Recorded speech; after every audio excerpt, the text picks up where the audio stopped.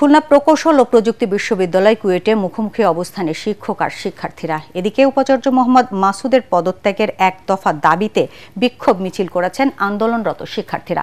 দুপুর 12টার দিকে ক্যাম্পাসে তারা মিছিল বের করেন। এ সময় আন্দোলনকারীরা কুয়েটের প্রশাসনিক ভবন সহ বিভিন্ন ভবনের দেয়ালে উপাচার্যের পদত্যাগ দাবি সম্বলিত পোস্টার সাঁটান।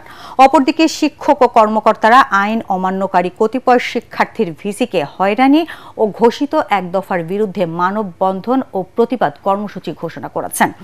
এদিকে পরবর্তী করণীয় নির্ধারণের জন্য বিভাগীয় প্রধান ও শিক্ষকদের সাথে রুদ্ধদ্বার বৈঠক করেন উপাচার্য।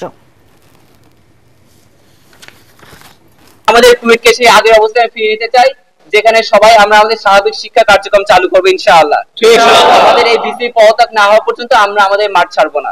তোমরা যত দ্রুত সম্ভব আজকের ভিতরেই হলগুলো খালি করে সিন্ডিকেটের যে সিদ্ধান্ত এটাকে সম্মান জানিয়ে আমাদের যে সিন্ডিকেট কর্তৃক 2 তারিখে হল খোলা এবং 4 তারিখে ক্লাস খোলার পরিবেশ তৈরি করবে সেই আশাবাদ ব্যক্ত করব।